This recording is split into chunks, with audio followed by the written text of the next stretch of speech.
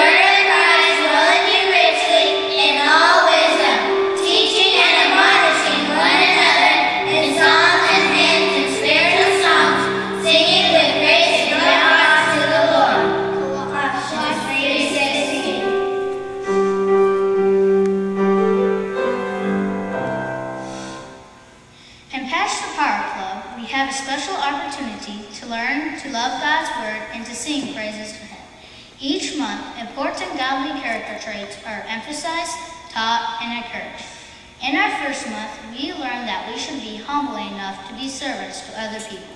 Jesus demonstrated this by washing his disciples' feet.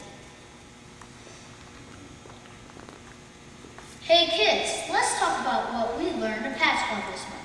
As I studied, the Lord reminded me of many humble, obedient people in the Bible who God chose to be leaders for him.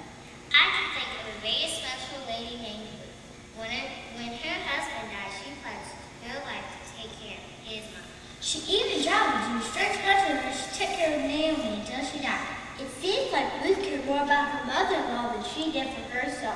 She really did, but God took care of her. He gave her a wonderful man to be her husband because he was so unselfish. And did you know that Ruth was King David's great-grandmother? Just think, when David was a boy, his job was to watch the sheep on the mountainside every day. That must have been lonely, but he didn't ever complain.